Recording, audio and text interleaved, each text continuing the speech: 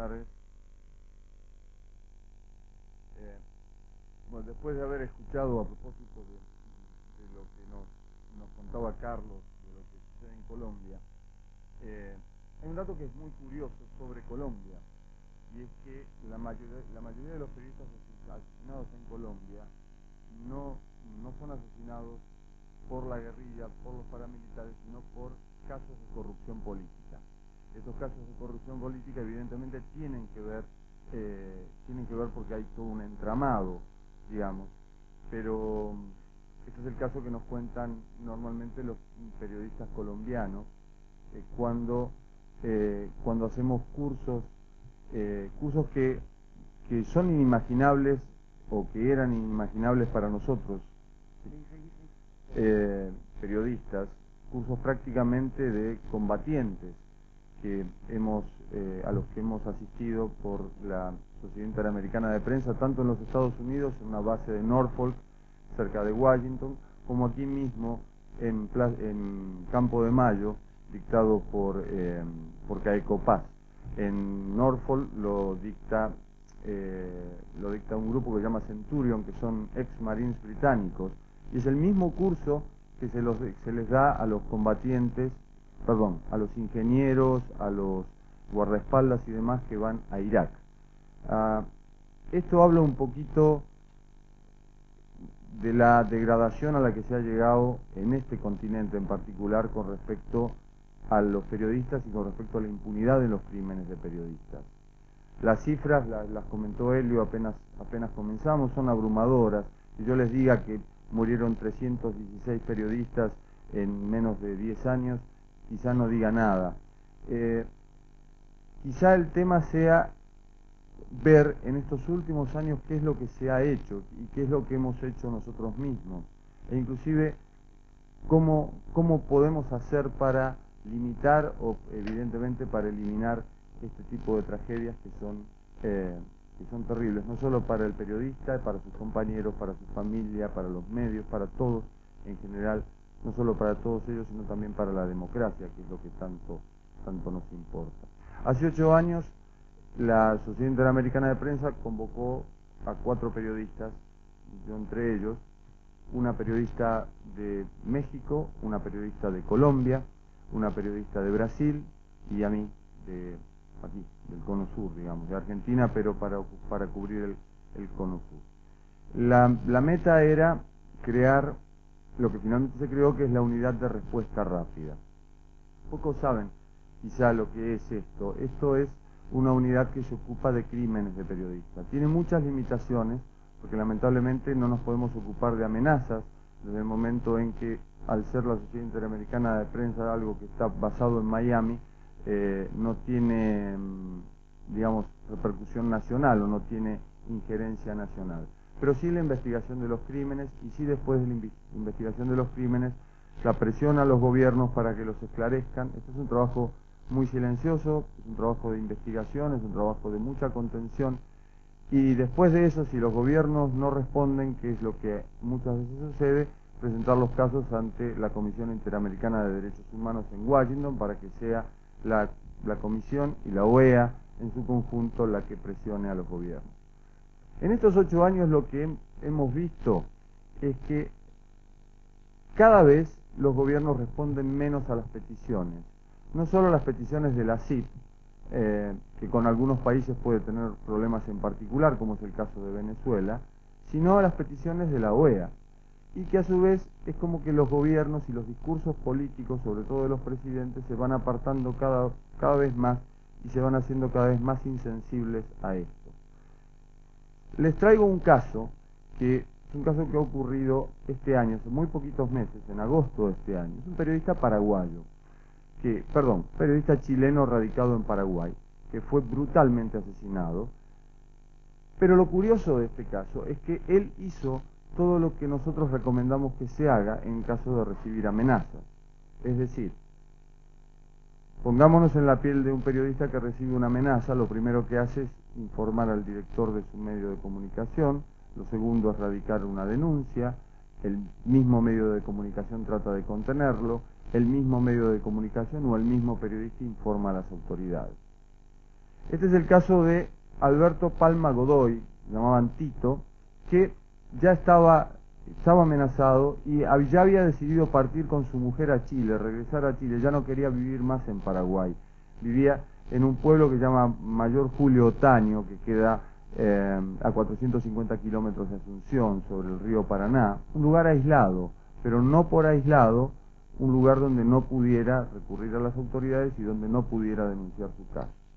Lo cierto es que Palma, o Tito Palma, tenía una radio en su momento, esa radio le fue decomisada y siguió trabajando, y en sus últimos días era corresponsal de una radio de Asunción. Normalmente cuando matan a un periodista nosotros no tenemos testimonios de qué es lo que hizo, salvo que haya mandado una carta. Tito Palma la mandó, le mandó una carta al presidente de Paraguay, a Nicanor Duarte Frutos, y le advertía, entre otras cosas, que no se puede contra la mafia, lamentablemente no se puede contra la mafia, este es mi caso, esto es lo que me está sucediendo. No obtuvo respuesta. La segunda cosa que hizo fue hablar con la radio Chaco Boreal, de la que él era corresponsal. Yo les traje el audio para que lo escuchen.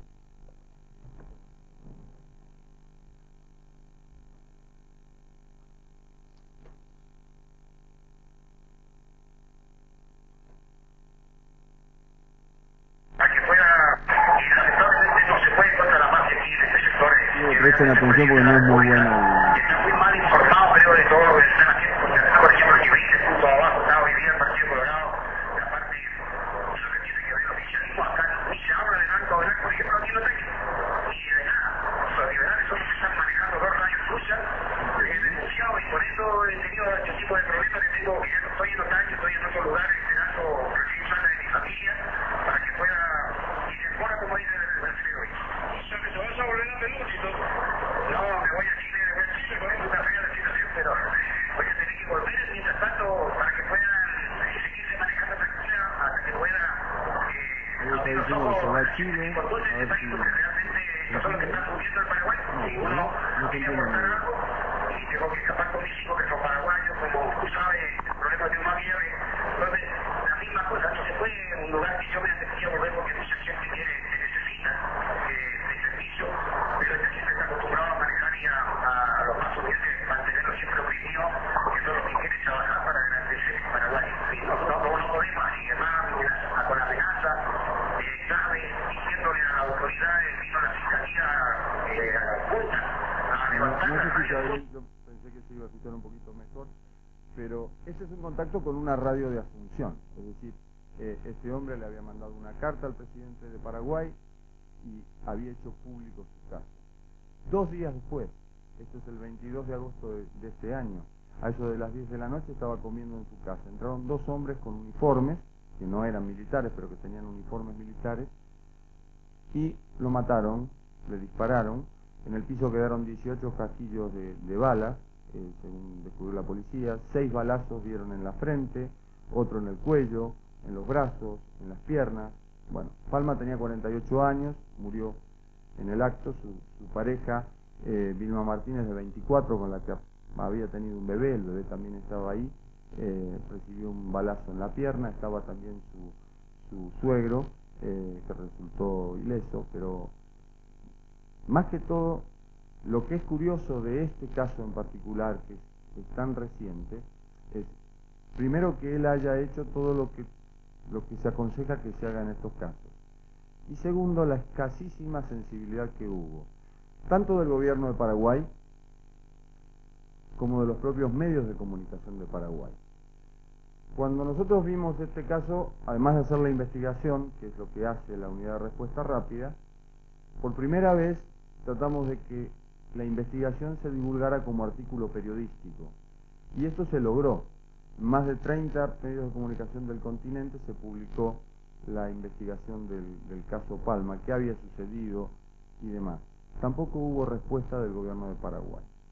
Entonces, la pregunta ya no es por qué murió, porque él ahí lo cuenta, lamentablemente el audio no es bueno, él ahí dice que está amenazado, él ahí dice que liberales y el Partido Colorado en Paraguay están confabulados para mantener, estamos hablando de un pueblo, para mantener una estación de servicio y para el contrabando de madera y demás. La cosa ya no es por qué murió, sino qué hicimos para evitarlo. Y digo qué hicimos porque al fin y al cabo teníamos la información por un lado, teníamos la denuncia por el otro, y finalmente no sucedió nada. Hay otro dato que también da para medir este tipo de reacción. 30 medios de comunicación del continente publicaron la investigación sobre el caso de Tito Palma, ningún medio de comunicación de Paraguay lo publicó. Esto también es llamativo. Es llamativo que alguien, no importa si es la CIP o si es Periodistas Sin Fronteras o si es el Comité de Protección de los Periodistas de Nueva York, alguien se ocupe de un caso que sucede en tu propio país y que los medios de ese país no lo publiquen o no le den difusión o lo oculten o lo que sea. Esto igualmente es lo que suele suceder cuando matan a un periodista. Se publica el primer día, se publica el segundo día, puede haber casos emblemáticos, en Paraguay los hay. En Paraguay está el caso de Santiago Leguizamón, que fue asesinado el 26 de abril de 1991. El 26 de abril en Paraguay es el Día del Periodista. Fue todo un mensaje a la prensa. Con ese caso sí se hizo un seguimiento en la prensa de aquellos años, pero después también se apagó.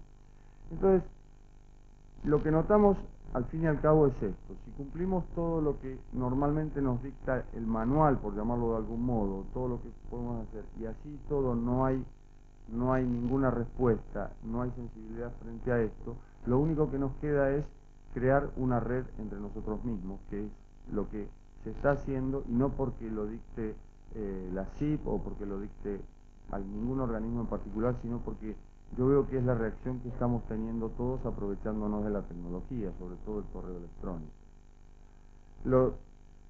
Lo que siempre puede llamar la atención cuando uno ve estos casos de asesinatos de periodistas y demás es que somos una especie medio rara nosotros. Hablamos de todo, somos capaces de tratar diferentes temas, ocuparnos de diferentes temas, ser especialistas en mil cosas, pero somos incapaces de hablar de nosotros mismos. Esto está cambiando de a poco, en algunos casos porque las circunstancias lo determinan.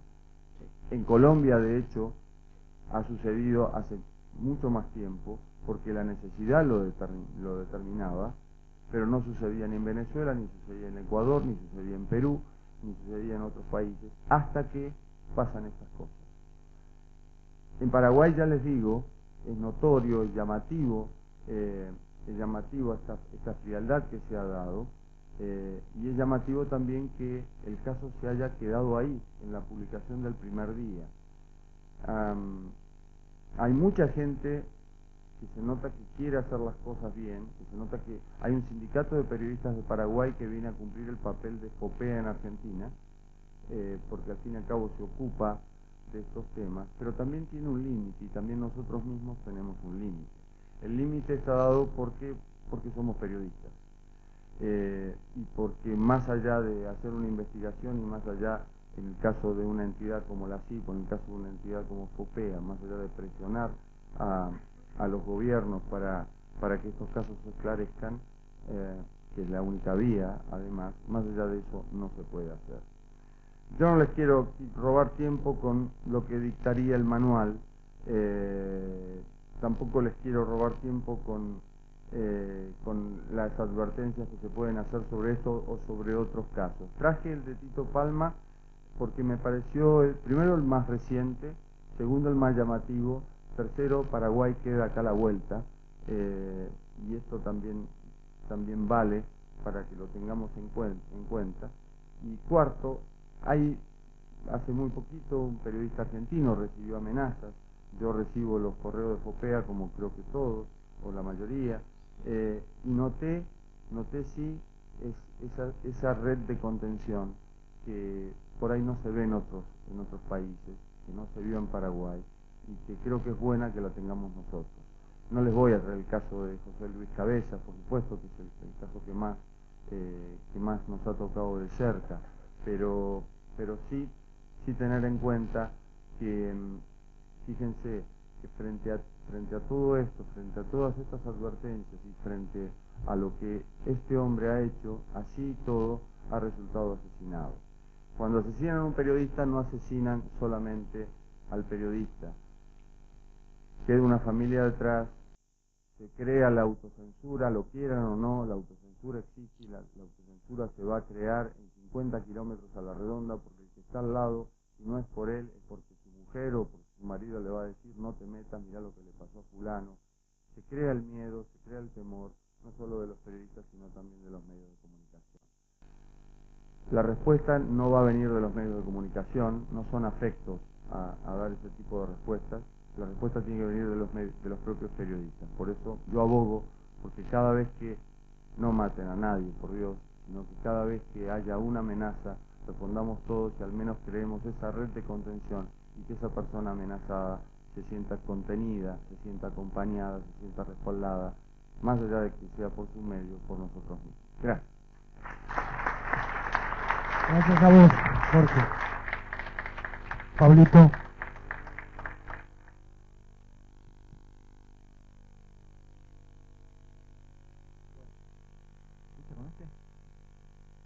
Hola. Cuando me convocaron para participar de esta mesa, porque el primer invitado no podía venir porque tuvo que viajar, me dijeron que tenía que hablar sobre la calidad bajo fuego. Y cuando me dijeron esto dudé. ¿Por qué debería haber algo distinto en cuanto a la calidad, si es bajo fuego o no bajo fuego? Me parece que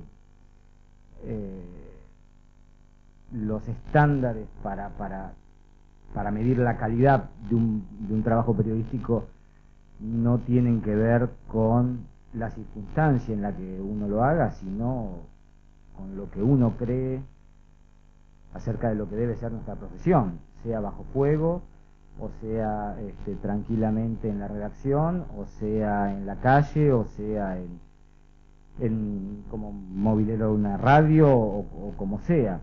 Me parece que sí, lo que tiene el concepto de bajo fuego, de una situación de conflicto y demás, es un poco la espectacularidad de contar un hecho que es poco frecuente que se cuente.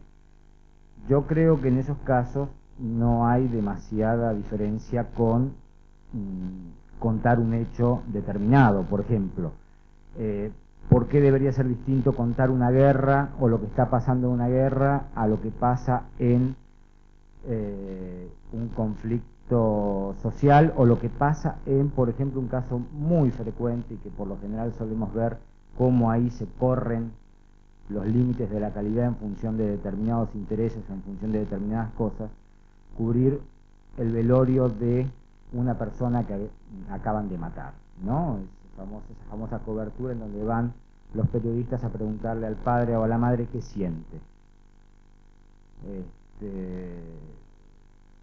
Entonces, me parece que sea bajo fuego, sea en la redacción, sea en la calle, sea en el velorio, lo que tiene que haber es ética, lo que tiene que haber es sensibilidad, lo que tiene que haber es rigor periodístico, pasión y seriedad. Cuando uno trabaja en determinadas zonas de conflicto, a mí me ha tocado trabajar mucho en Colombia, me ha tocado trabajar en Haití, he conocido infinidad de casos de periodistas, muchos de ellos amigos, que Carlos los debe conocer mejor que yo, como Patricia Rojas, como Martín Movilla, como Holman Morris, como William Parra, gente que por hemos cubierto juntos lo que fue el proceso de paz en el Caguán, entre la FARC y el Estado, fueron tildados después de guerrilleros o de voceros de la guerrilla, con lo que eso implica en un país como Colombia. Bueno, Martín Movilla, que trabajaba en ese momento para Caracol, hoy está exiliado en Canadá. Holman Morris entra y sale permanentemente de Colombia porque vive amenazado.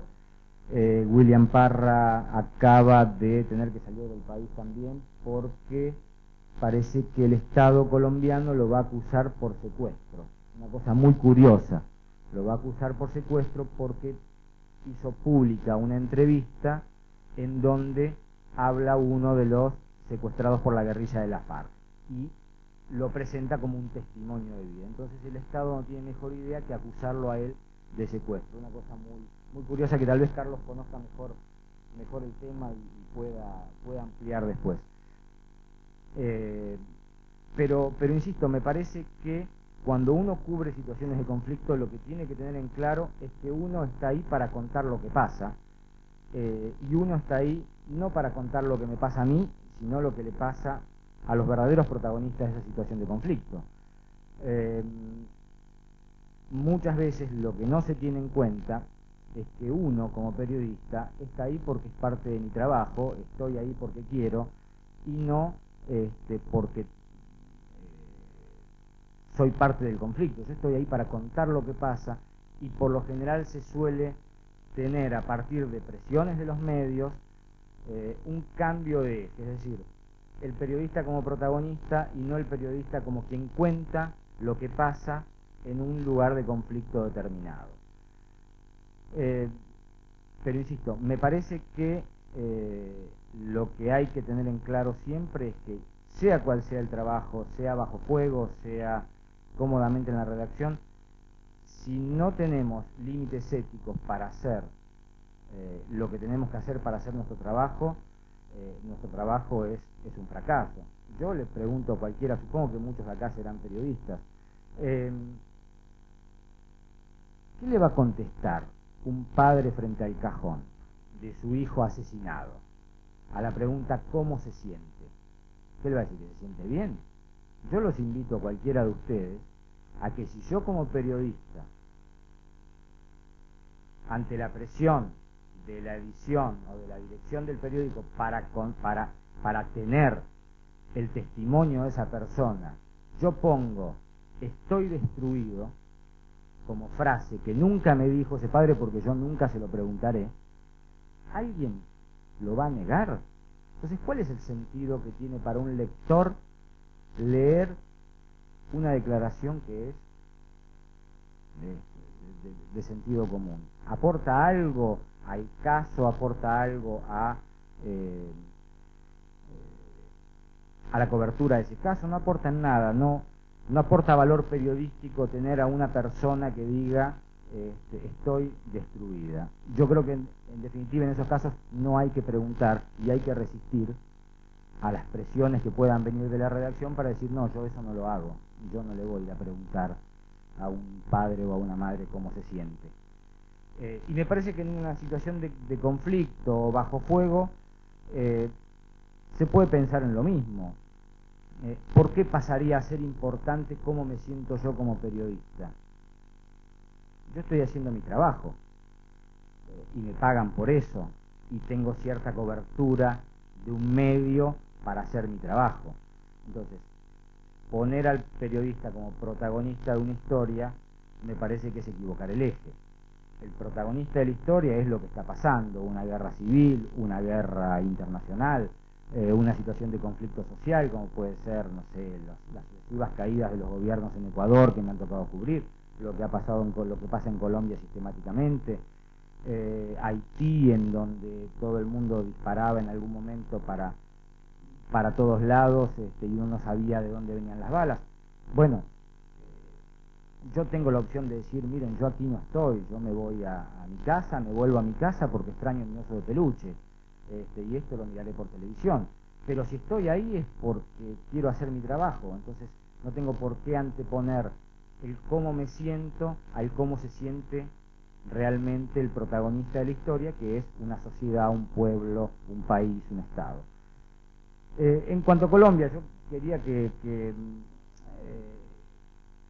agregar algunas cositas de Carlos, y me parece, no quiero extender más, quiero que pregunten todo lo que quieran, que me parece que es mucho más rico el debate que podemos armar con eso. Algunas cosas de lo que decía Carlos, a mí me llamaba siempre la atención cuando fui a Colombia por primera vez, es que el diario El Espectador tenía por aquellos años, 93, 94, una sección que se llamaba Orden Público, y que la mantuvo durante mucho tiempo, hasta, te diría, fines de los 90, y creo que la mantuvo hasta que dejó de salir como papel diario, en donde ahí entraba todo, entraba el policía muerto en la esquina porque lo atropelló un auto, entraba el tema paramilitares, narcotráfico y guerrilla, y eso no era orden público, digamos.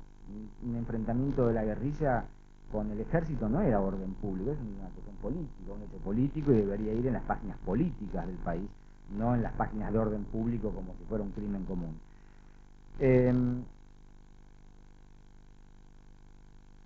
Por último, para agregar algo también de Colombia y en cuanto a cómo se ve desde la sociedad nuestro trabajo, cómo la sociedad percibe qué es lo que tenemos que hacer. Hace dos meses, en agosto, me tocó entrevistar a Raúl Reyes, que es uno de los comandantes de la FARC en la selva colombiana. Se publicó en 2 veces la entrevista, domingo y lunes, y bueno, con esto de las nuevas tecnologías, obviamente, y al publicarse en la firma de la nota, al publicarse el correo electrónico, me llenaron la casilla de mails. Tenía 30, 40 mails por día, llegué a tener en 4 o 5 días 90, 100, 120 mails, la mayoría de colombianos. La mayoría de colombianos. Y me llamaba mucho la atención varias cosas. Primero, el nivel de agresividad. El nivel de agresividad y de intolerancia. Segundo, el no saber cuál es nuestra misión como periodistas. Es decir, no tener esos mails de esos lectores, y lectores evidentemente muy finos de diarios, porque si leen Clarín por internet, evidentemente quiere decir que siendo colombianos leen otros diarios de Colombia, con lo cual son lectores formados, de no tener idea cuál es nuestra misión. Me criticaban porque, pero ese señor dice que no son narcotraficantes. Bueno, miren, yo le puedo preguntar una vez, le puedo preguntar 2 veces, puedo decirle a la tercera, mire, hay cifras que indican, como decía Carlos, datos de esto. Ahora, si lo siguen negando, y yo no me puedo poner en fiscal del diablo y decir, ah, no, pero usted es un narcotraficante. Yo estoy ahí para entrevistar, no para juzgar. Es decir, creían que uno tenía que hacer el papel de juzgador, de este señor es malo, entonces por lo tanto yo tengo que decir que este señor es malo. Y no es mi función, al menos en una entrevista, decir este señor es malo. Me pasaba lo mismo con Castaño. Cuando entrevisté a Castaño, lo que pasa que en ese tiempo no había correo electrónico y internet no estaba tan desarrollado, así que por suerte tuve menos respuesta de la gente. Pero cuando uno le pregunta a algún entrevistado, y bueno, uno le puede repreguntar 1 vez, 2 veces, a la tercera es querer reventar. Yo no puedo no poner lo que me dice el entrevistado o poner lo que el entrevistado me diga en función de si me gusta o no me gusta. Lamentablemente es lo que dice este señor. Después tendré otras oportunidades, haré un análisis, una nota de opinión al lado en donde explique, en donde ponga en contexto y diga lo que me parece lo que dice este señor. Pero la reacción era como si yo no tuviera que haber estado ahí, ¿no? Y que eso era lo que a mí me impactaba mucho. Usted no tendría que haber entrevistado a ese señor.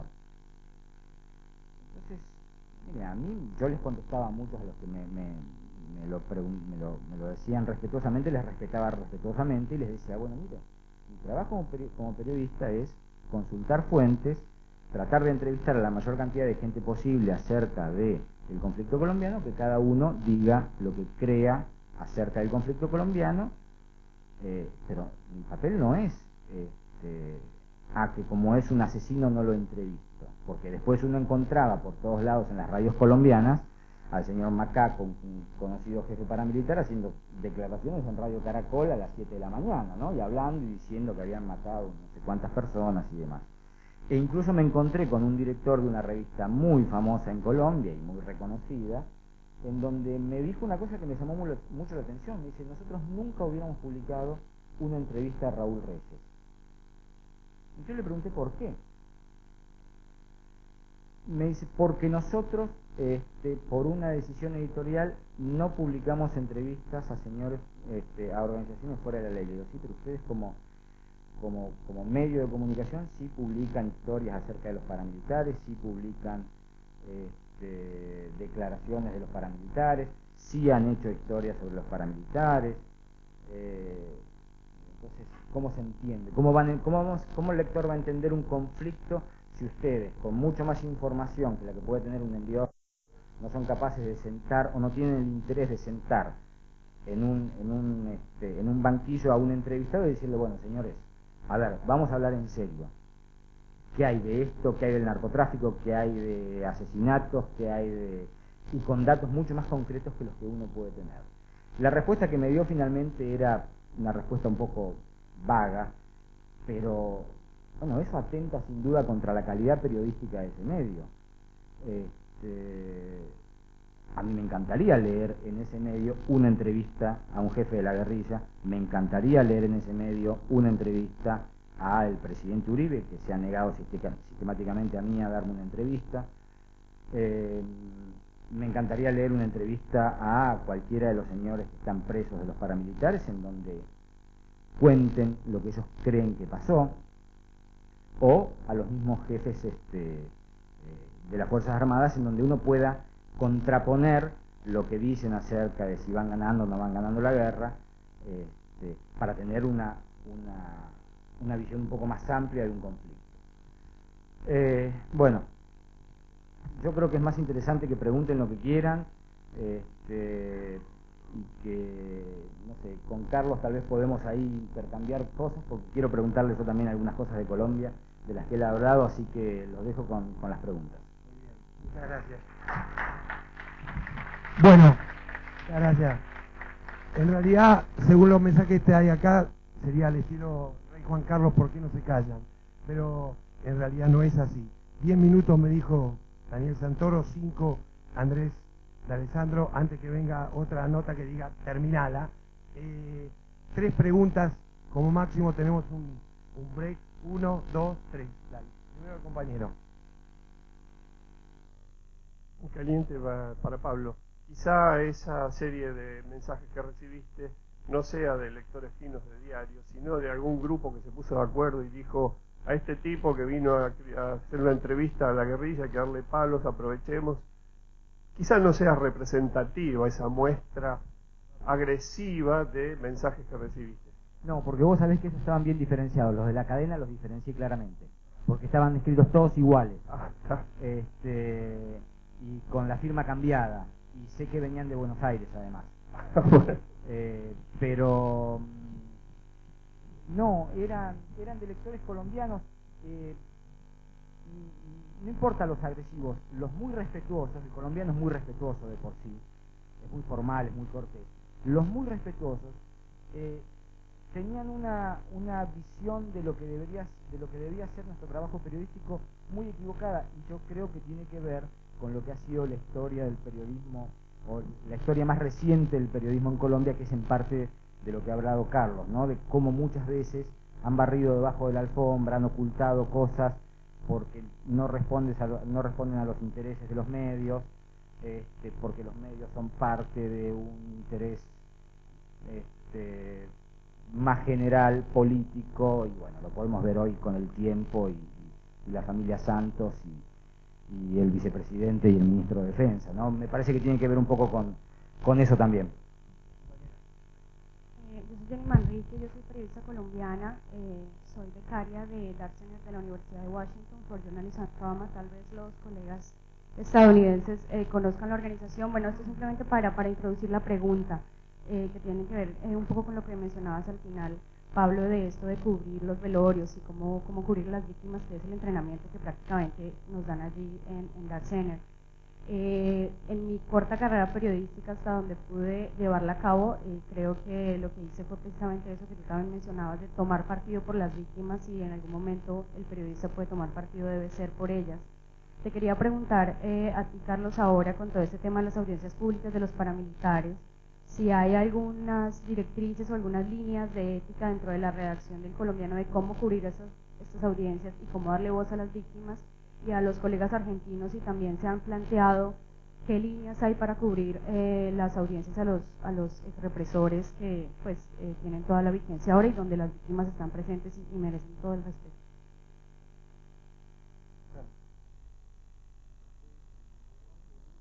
Bueno, yo creo que más que tomar partido por las víctimas abiertamente, lo que nos puede dejar como sin piso en la perspectiva de entender más integral y más ampliamente el relato de la guerra y el conflicto en el país, plantea como muchas preguntas. Hay muchos medios que han querido ponerse del lado de las víctimas y construir su relato y su discurso informativo desde ahí. A mí me parece valioso en el sentido en que esas víctimas no habían aparecido habitualmente y no eran protagonistas dentro de las posibilidades de comprender lo que estaba ocurriendo en el país. Pero yo quisiera pensar que eso simplemente sea una actitud de apertura y de aceptación mucho más democrática. Hay otras voces diferentes y sobre todo la gente en las zonas más rurales que ha estado por fuera de la narrativa de los medios masivos, que no se han acercado hasta esos lugares a contar la guerra en Colombia. Pero me parece a veces nocivo y peligroso cuando uno como periodista cree que es solo desde ahí o que es desde ahí que puede contar mejor el conflicto. En ese sentido yo atendería a las recomendaciones generales que nos dicen que hay que escuchar todas las voces posibles y documentar y a llegar el mayor refuerzo testimonial y documental para tratar de entender una confrontación tan compleja, porque a veces las víctimas o cometen imprecisiones o tienen una lectura apasionada por fuerza del sufrimiento que les ha causado el conflicto, o porque incurren en entregarnos versiones interesadas y filtradas por algunos de los actores del conflicto armado en ciertas regiones. Entonces nos ha enseñado la práctica y nos ha enseñado a equivocarnos a veces, de ponernos tan ciega y férreamente del lado de las víctimas, que eso tampoco resulta siendo bueno para construir un relato verdaderamente ajustado a la verdad y lo más cercano a la realidad del conflicto armado colombiano. Se va la última. Dale. Introduzco el tema espectáculo que se paga con la propia vida. Hace 5 años, unos periodistas freelance que trabajaban para Antena 3 Televisión estaban cubriendo el conflicto de Manila, no sé, Jorge Elías, corregime si fue 2002, 2003. Y desde Antena 3 en Madrid le dijeron, bueno, si no hay buenas imágenes, el reportaje no sale. Ellos, si el reportaje no salía, debían pagarse todo el viaje. Se metieron en aguas pantanosas, recibieron 2 balazos cada uno, y bueno, hoy esa historia fue contada a través de su muerte. Me gustaría que comentasen ustedes si conocen algún caso más, y bueno, qué advertencia para periodistas jóvenes nobles debería haber al respecto. El tema es, yo por lo que preguntabas, yo violé todas las normas éticas para llegar al Caguán. Es decir, todo aquello que a mí me habían enseñado que no había que hacer, lo hice con el afán periodístico de llegar al Caguán cuando no pasaba nada. Es decir, cuando era la zona de despeje, pero no había ningún acontecimiento que permitiera o que ameritara mi presencia allí. Y te cuento un poco esto. Lo que hice en ese momento es lo que no hay que hacer. La cosa fue así. Secuestraron al padre de una amiga mía, colombiana, y yo vivía en Washington en ese momento, y a esa amiga colombiana desde Washington le enviaba a los militares desde botas hasta todo lo que iban pidiendo a medida que iban pagando partes del rescate, ¿sí? Un hombre de 63 años. Finalmente, por un mediador, logran liberarlo.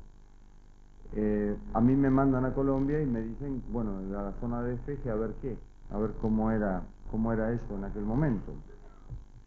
Y me pongo en contacto con el mediador. El mediador, a su vez, me lleva con su hijo trabajaba en el Senado, y a través del hijo conseguí una especie de contraseña para poder llegar al Caguán. Esto significó comprar chocolate, comprar whisky, comprar cigarrillos para pasar retenes paramilitares, militares de la FARC y demás, y llegar hasta ahí. El que me consiguió todo esto fue Santiago Lozano, que ustedes por ahí lo han oído hablar. En aquel momento había surgido el movimiento bolivariano de Cano. ¿Cómo es el Cano? No me acuerdo el nombre de pila. Alfonso Cano, que era el intelectual de la FARC. La cuestión es que todo eso que yo pensé que no había que hacer, lo terminé haciendo. Y de ese modo llegué al Caguán. Yo no se lo aconsejo a nadie. Es decir, después estuve 15 días ahí, no sabía cómo salir y la verdad que tuve bastante miedo. Debo decir, no me trataron mal, no me pasó nada, pero la incertidumbre, cómo salir de ahí. Lo que contás es lo mismo, es decir, es esa cosa, ese afán periodístico de llegar a un lugar, de lograr la nota, pues no de tener la primicia, no de competir con nadie, creo que es una cuestión personal, es una cuestión de adrenalina, y si uno es freelance, más aún. Eso es lo que pasa. Si yo tengo que hablar, bueno, ¿y cómo se previene? Y no lo hagan, pero la verdad yo lo hice, y creo que los que estamos aquí, alguna cosa de estas habremos hecho alguna vez. No es nada del todo grave, pero bueno, es lo que no se debe hacer. No se debe ir solo, no se debe... en aquel momento, año 2000, 2001, no tener comunicación, no era como ahora que vas con un celular, que te identifican con en aquel momento nada, ni un teléfono, ni un hotel, ni nada donde alojarme. Yo vivía ahí en el campamento con la FARC. No hay que hacerlo, pero después de un tiempo uno se pregunta, bueno, ¿y quién te quita lo bailado? Creo que tiene que ver con la conciencia de uno, más que todo, tiene que ver con la, no con la responsabilidad, sino con lo que uno está dispuesto a poner para llegar a su ideal. Si yo soy director de un medio, no le permito a un periodista que lo haga. Ahora, si el periodista lo quiere hacer de todos modos, lo va a hacer. En nombre de Fopea le damos un aplauso a estos tres compañeros, Carlos Giraldo, Jorge Elías, Pablo Ippi. Muchas gracias. Tenemos un coffee break y después